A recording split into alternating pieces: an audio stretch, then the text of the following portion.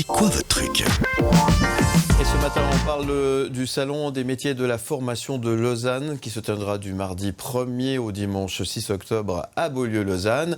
Et on parle notamment c'est l'occasion pour nous notamment de découvrir la Fondation vaudoise pour la formation des métiers de bouche qui a pour vocation de promouvoir l'apprentissage et la formation dans divers secteurs tels que la restauration, l'hôtellerie, la boulangerie, la pâtisserie-confiserie, la boucherie, charcuterie, ainsi que l'intendance et l'économie familiale. Son objectif est de soutenir et valoriser ces métiers essentiels à travers une formation de qualité. Et pour en parler, je reçois ce matin Yves Girard, président justement de cette fondation. Bonjour. Bonjour Philippe. Merci d'être avec nous ce matin. De bon matin pour nous parler de ce qui se prépare à Beaulieu ces prochains jours. Voilà, Beaulieu, ces prochains jours, c'est le Salon des métiers et de la formation à Lausanne, qui d'abord se repassera en automne à partir de l'année prochaine, mais cette année, il a été décalé au début de ce mois d'octobre, ce qui est un peu, on espère qu'on ne va pas avoir des difficultés d'accueil de gens, mais en principe, ça devrait aller. Oui, ça devrait aller. En tous les cas, c'est un moment qui est effectivement très attendu, et vous êtes là pour défendre effectivement les métiers de bouche, comme on le disait. Hein. Alors, est-ce que vous pouvez nous expliquer déjà la mission principale de la Fondation vaudoise pour la formation des métiers de bouche, pour qu'on comprenne bien. La Fondation en elle-même, elle n'a pas que le Salon des métiers dans son arsenal, quelque part, de promotion ou de défense de l'artisanat. Elle prend en charge pas mal de financement de la formation professionnelle, que ça soit pour des cours interentreprises, des aides en matériel, que ce soit pour cofinancer ou aider à financer des formations supérieures, et puis également pour la formation de base par le salon. Donc on a pas mal d'activités dans le cadre de la formation de la Fondation des métiers de bouche, mais c'est toujours lié à la formation professionnelle. Toujours, évidemment. Quel type de formation alors sont proposées aux jeunes intéressés par ces métiers de bouche ? Qu'est-ce qu'on pourra découvrir durant ce salon ? Alors, vous l'avez présenté en entrée de cause, là, la panoplie des métiers. Donc, ça va de la cuisine, la restauration, la cuisine, l'hôtellerie, la pâtisserie, boulangerie, les bouchers charcutiers, les fromagers, l'économie familiale. Ce sont tous les métiers qui sont présents sur le salon. Et puis, en fait, on est là pour justement faire de la promotion des métiers auprès des jeunes. Pour essayer d'inciter les jeunes à adhérer au projet qui est la formation professionnelle dans l'un des métiers de bouche. De bouche, oui. Alors, est-ce que c'est des métiers qu'on la cote aujourd'hui ? Est-ce que c'est un peu plus compliqué qu'une période ou pas du tout ? Qu'est-ce que vous pouvez nous dire par rapport à ça ? Qu'est-ce que vous analysez, vous ? Alors, je regardais les statistiques des entrées en apprentissage cette année à la nouvelle rentrée scolaire, et on a des différences dans les entrées, dans les métiers de bouche. La cuisine, par exemple, a une augmentation des contrats d'apprentissage. Il y a des contrats d'apprentissage des professions où c'est un peu stable, comme la boulangerie, pâtisserie, confiserie, où c'est relativement stable. Et puis après, il y a des professions qui sont un peu plus en peine à l'heure actuelle, telles que la boucherie, charcuterie, où il y a une petite diminution. Mais on a une certaine stabilité qui s'est imposée depuis la fin du Covid, quelque part.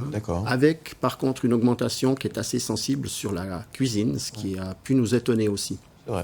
Est-ce que le métier a changé finalement ? Est-ce qu'il a dû changer ? Est-ce qu'il a dû s'adapter à une sorte de nouvelle tendance ? Est-ce que vous remarquez aussi un changement tout simplement d'habitude, d'attitude ? Alors, les métiers devraient évoluer avec le temps, quelque part. Par contre, ils sont soumis, en tout cas dans la base professionnelle, à des ordonnances de formation qui ont, elles, plus de peine à évoluer. Une ordonnance, pour la changer, il faut 5 ans. Donc souvent, on est un peu à la traîne pour proposer de nouvelles choses. La boulangerie, pâtisserie, confiserie vient d'ouvrir un chantier de rénovation complète de son ordonnance de formation. Ce sera à l'aube de 2030 qu'on pourra proposer autre chose. On espère un peu plus de transversalité dans les métiers, qu'on ne soit pas seulement dans un silo professionnel, mais qu'on puisse se découvrir aux autres. La cuisine vient de terminer sa nouvelle ordonnance de formation et on a à l'heure actuelle une formation qui va entrer, qui sera présentée pour la première fois sur le salon, où l'économie familiale et l'hôtellerie se réunissent dans une ordonnance de formation identique. Voilà, donc on a un rapprochement des métiers de l'hôtellerie avec l'économie familiale, puisque quelque part, il y avait pas mal de passerelles et de travaux qui étaient communs. Aujourd'hui, l'ordonnance sera unique. L'économie familiale, ça résonne, j'ai l'impression d'entendre un truc quand on était à l'école. Alors ça fait longtemps, à l'époque on apprenait ça à l'école. Voilà. Ça a changé ça. L'économie familiale, elle porte un peu cette idée d'économie familiale. Oui, oui. Alors que, en fait, c'est des métiers qui sont très proches de l'hôtellerie, de l'accueil, du service aux clients ou dans un IMS à la personne. Voilà. Et c'est des très très beaux métiers, mais qui ont eu une connotation économie familiale d'école obligatoire. Ce qui fait qu'aujourd'hui, de relier l'économie familiale, en tout cas les métiers qui étaient gestionnaires en intendance, avec les métiers de l'hôtellerie, quelque part, ça leur donnera une visibilité différente parce que le fond de la profession n'est pas sensiblement différent. Ce sont des beaux métiers que vous présentez durant ce salon. C'est l'occasion de venir les découvrir effectivement. Alors sur ce stand, parce que je sais que vous avez un stand qui est très très déjà qui est compliqué à installer apparemment, vous êtes déjà dessus depuis quelques jours.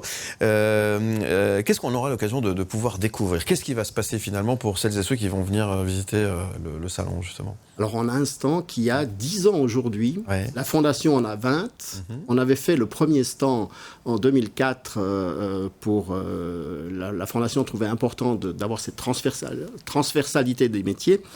Et on a eu en 2014 la création de ce stand, on ne veut pas le dire nouveau parce qu'il existe maintenant aussi depuis 10 ans. Et puis j'ai lancé le chantier du futur salon, du futur stand lors de notre dernière réunion où une commission va replancher sur une nouvelle présentation par rapport à ce que l'on présente aujourd'hui. D'accord. Notre stand aujourd'hui, c'est un pôle central où les gens peuvent tourner autour de ce pôle central avec chaque fois une profession ou en tout cas des corps de métier qui se présentent individuellement. Donc nous, pour le salon, on doit faire appel aux professionnels de chacun de ces métiers. Ils y répondent présents à chaque fois. Ils organisent des démonstrations. Ils organisent avec les jeunes les élèves peuvent aussi mettre la main à la pâte. Parfois, des fois, on fait aussi des championnats sur ce stand. Voilà. Mais chaque métier a proposer des activités aux jeunes qui viennent se renseigner sur la profession ou les professions. Est-ce que ce sont des métiers qui font rêver? Allez, je peux penser aux cuisiniers, on voit les émissions de TV, on peut parler d'Etchebest, on a des grands noms aussi dans la région, que ce soit à Crissier, que ce soit à Rougemont, enfin que ce soit un peu partout. Est-ce que ce sont des métiers qui font rêver aujourd'hui? Quels sont les retours que vous avez par rapport à ça? Alors, cette tendance a un peu baissé. Heureusement. Heureusement, vous dites. Tout le monde. C'est intéressant. Parce que c'est toujours des belles images. J'en vois qui tournent autour, qui était en fait la fête du 20e anniversaire de notre fondation à l'école professionnelle à Montreux. Alors on arrive à en faire des belles images et les gens sont souvent attirés par l'image. Derrière, ça reste un métier qui doit être rentable, qui doit permettre à la personne d'évoluer à son rythme, mais on commence à la base pour arriver à être chef de cuisine. Je veux dire, quelque part, il faut savoir peler des pommes pour être pâtissier. Voilà, donc c'est cette évolution-là du métier que les jeunes avaient un peu tendance à oublier. Ils voulaient être directement devant la pièce montée 4 étages. Aujourd'hui, on voit qu'il y a un peu plus de réalisme qui vient. On voit aussi que les jeunes sont demandeurs peut-être d'autres choses dans le cadre de la formation. C'est de pouvoir aussi participer, donner des avis, chose qu'on ne voyait pas de notre temps dans leur propre formation. Ils aimeraient être plus acteurs de leur formation. Ça, on doit aussi le prendre en compte. Ça veut dire que ça a changé, ça veut dire qu'il faut s'adapter, ça veut dire que ça évolue et que ça fait partie du... Heureusement. Heureusement d'un côté, évidemment, bien sûr.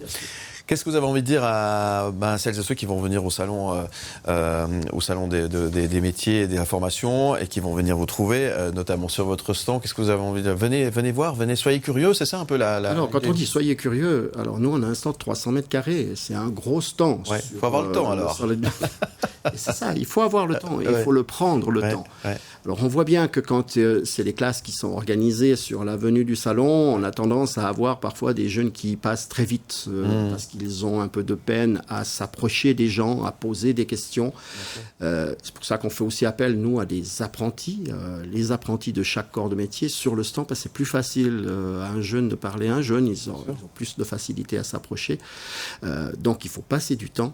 il faut passer du temps, pas seulement sur nos métiers, il faut aussi aller voir les autres, parce qu'il y en a quand même, tous les métiers sont représentés. Et puis, volontiers chez nous, il y a 6 stands qui sont autour de la plateforme, de passer un moment sur les 6 stands pour voir cette transversalité des métiers qu'on aimerait développer aujourd'hui.